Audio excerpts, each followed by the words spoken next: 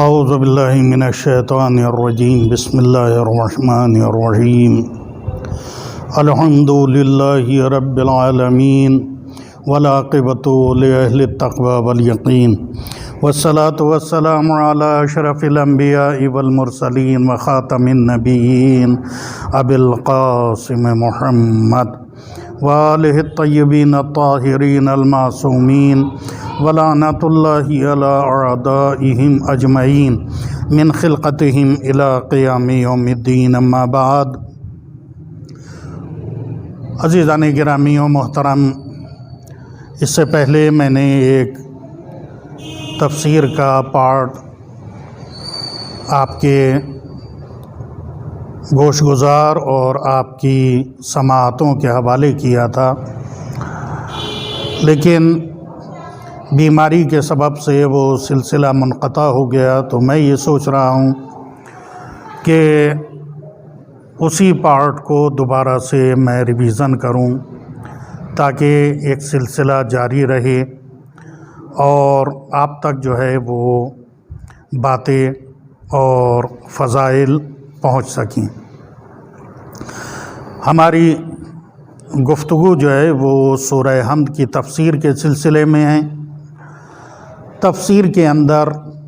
چند چیزیں مہم ہوتی ہیں، ایک تو یہ کہ یہ آیت یا یہ سورہ کہاں نازل ہوا، اس کی فضیلت کیا ہے، اس کے اندر کتنی آیات ہیں، اس سورہ کا یہ نام جس نام سے مشہور ہے کیوں ہوا، کس وجہ سے ہوا، اور دوسری چیز یہ کہ آیت کے معنی کیا ہیں، اور پھر ہر آیت کی تفسیر اور اس کی تفصیلات کیا ہیں۔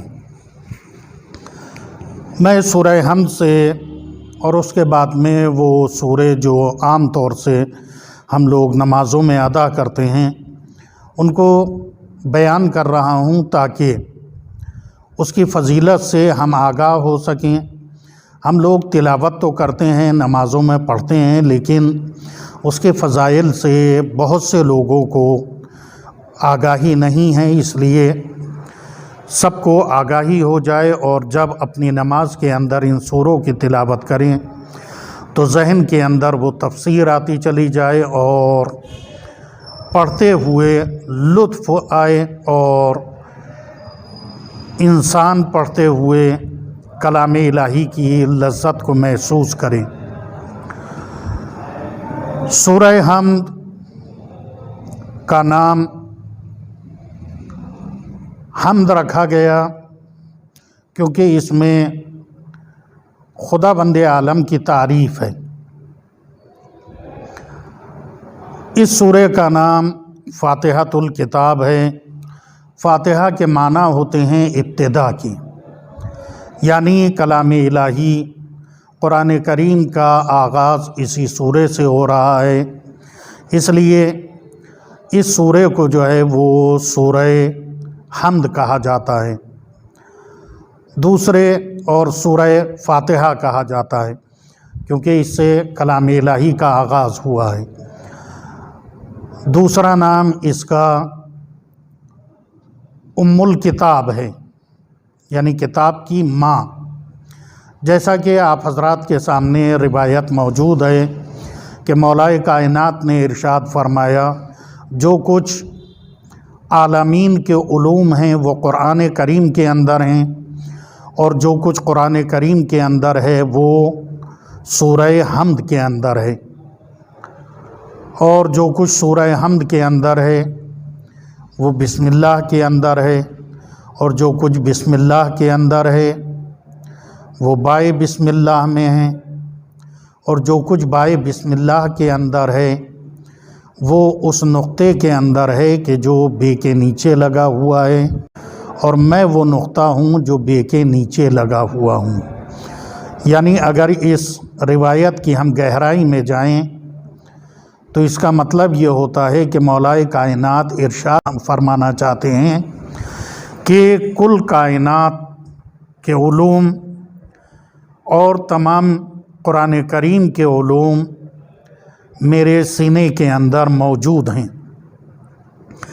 اس سورہ کی فضیلت میں ارشاد ہوا ہے، پیغمبر اسلام نے ارشاد فرمایا کہ اس سورہ کے اندر شفا ہے،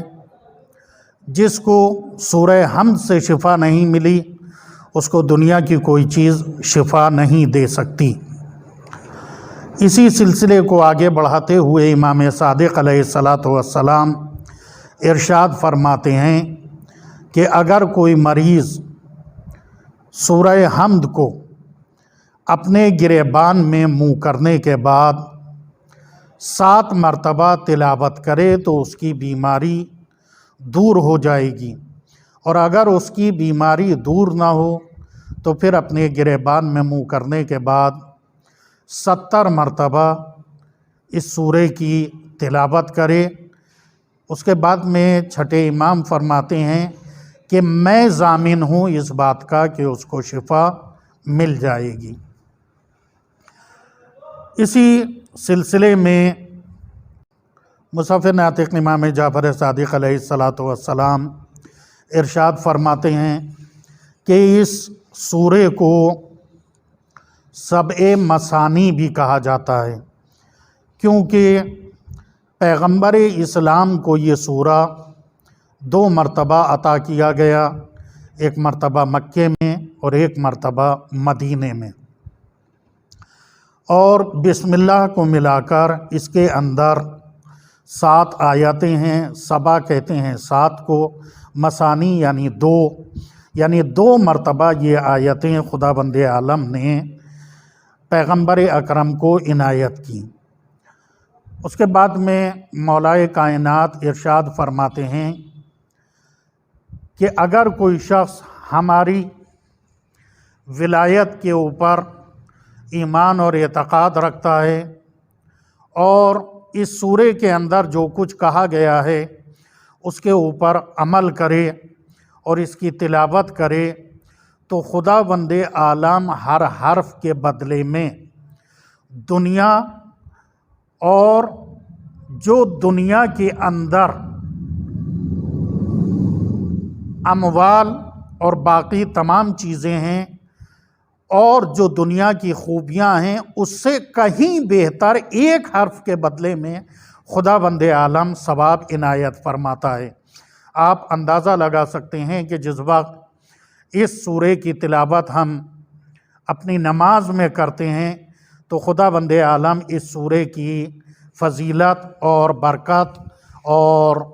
رحمت کے صلے میں خداوند عالم ہم کو کتنا ثواب عطا کرتا ہے۔ اس سورہ کی فضیلت میں امام رضا علیہ السلام ارشاد فرماتے ہیں کہ سورہ حمد کے اندر اسم الہی پوشیدہ ہے، اور بسم اللہ الرحمن الرحیم اس کے اندر اسم اعظم ہے، اور بسم اللہ اسم اعظم سے اسی طریقے سے نزدیک ہے کہ جس طرح سیاہی چشم سفیدی چشم سے نزدیک ہے۔ اس کے بعد میں اسی سورہ کی فضیلت میں امام صادق علیہ السلام ارشاد فرماتے ہیں کہ یہ سورہ حمد وہ عظیم سورہ ہے کہ خداوند عالم نے یہ اور جو کچھ اس کے اندر علوم پوشیدہ ہیں وہ پیغمبر اکرم کے علاوہ کسی بھی نبی کو عطا نہیں کیے، فقط اور فقط بسم اللہ کی تعلیم خداوند عالم نے جناب سلیمان کو عطا کی۔ یہ وہ موقع ہے کہ جس وقت جناب سلیمان پیغمبر نے ملک سبا جناب بلقیس کو خط لکھا تو اس کے اندر سب سے اوپر بسم اللہ الرحمن الرحیم لکھی۔ اس کے علاوہ ایک روایت کے اندر موجود ہے کہ جو شخص سورہ حمد کی تلاوت کرے گا وہ پل صراط سے آسانی سے گزر جائے گا۔ اور ایک دوسری روایت میں ہے کہ آتش جہنم کے 19 قسم کے شعلے ہیں، اور ان شعلوں کے اوپر پل صراط ہے، اور سورہ حمد کے اندر بھی 19 حروف کا خداوند عالم نے استعمال کیا ہے۔ جو انسان آل محمد کی محبت رکھتے ہوئے اس سورہ کی تلاوت کرے گا تو سورہ حمد کا ہر حرف آتش جہنم کی جو شعلوں کی قسمیں ہیں، ہر حرف ایک ایک قسم کو بجھاتا چلا جائے گا، اور آتش جہنم یہ آواز دے گی، اے سورہ حمد کی تلاوت کرنے والے، تیری سورہ حمد کی برکتوں نے اور اس کے نور نے میری آگ کو خاموش کر دیا ہے، لہٰذا آسانی کے ساتھ تو اس پل صراط سے گزر جا۔ البتہ پل صراط کے سلسلے میں علماء اہل سنت نے بھی حدیث نقل کی ہے، اور علماء شیعہ نے بھی پل صراط سے گزرنے کا پروانہ مولا علی کی محبت ہے، کہ پیغمبر اسلام نے ارشاد فرمایا کہ کوئی بھی شخص پل صراط سے نہیں گزر سکتا مگر یہ کہ اس کے ہاتھ میں پروانہ محبت علی ہو تو وہ گزر جائے گا۔ بہرحال اس سورہ کی فضیلت میں مزید یہ آیا ہے کہ جو انسان سورہ حمد کی تلاوت کرتا رہے تو خداوند عالم اپنی رحمتوں کے دروازے اس کے لیے کھول دے گا۔ لہٰذا عزیزان گرامی، میں نے یہ فضیلتیں آپ حضرات کے سامنے بیان کی تاکہ آپ اپنی نماز میں پڑھیں سورہ حمد، لیکن ذہن کے اندر اس سورہ کی فضیلت رہے، تاکہ آپ حضرات اس کی تلاوت کرتے رہیں، اور تلاوت کرتے ہوئے نماز میں آپ کو اس سورہ سے لطف اندوزی حاصل ہو، آپ کو پڑھنے میں ذائقہ آئے، آپ کو پڑھنے میں مزہ آئے۔ اس سورہ حمد کے سلسلے میں ایک روایت مجھے اور یاد آ رہی ہے۔ حضرت امام باقر علیہ السلام نے ارشاد فرمایا کہ اگر کسی مردے کے اوپر 70 مرتبہ سورہ حمد کی تلاوت کر دی جائے اور وہ زندہ ہو اٹھے تو تعجب نہ کرنا۔ یہ سورہ اتنی عظیم فضیلتوں کا اور اتنی برکتوں کا حامل ہے۔ عزیزان محترم،